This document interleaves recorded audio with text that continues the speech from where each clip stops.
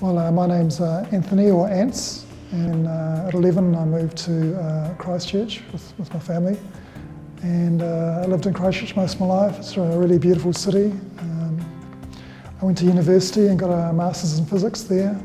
After the earthquakes, I had to find work, so I worked in a number of different places, little towns, Ashburton, in a service station, and then I moved to Motueka to work in the orchards up there, and I broke my finger, and I missed out on the seasons. I missed out on the meatworks and the mussel season, so I had to get out of Motueka.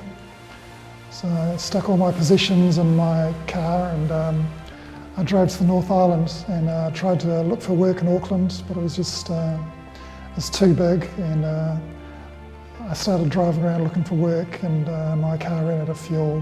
So I had to give it to somebody. I eventually ended up in Wellington. I was living in a tent for several months, and that's when I knew that I was homeless. And so I stayed at the night shelter, and both the night shelter and the soup kitchen were able to give me food to exist over that time, and Wins paid just for the rent to stay at the night shelter. And then after 7 weeks I got a full benefit, and which was great. And so I stayed at the night shelter about 1.5 years, accruing my benefit to save up for a flat.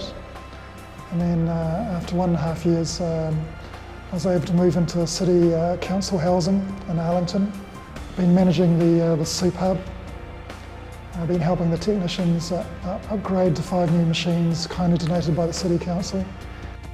I guess it's been really enlightening, being involved in the homeless community, and there's a lot of really good people here who've had, really fragile circumstances, and they haven't had family or government support, and so that's how they've turned up, this way, become homeless. But I think there is hope, and religious and social agencies have been supporting the homeless and poor people and mentally ill. And they do a fantastic job, really fantastic job.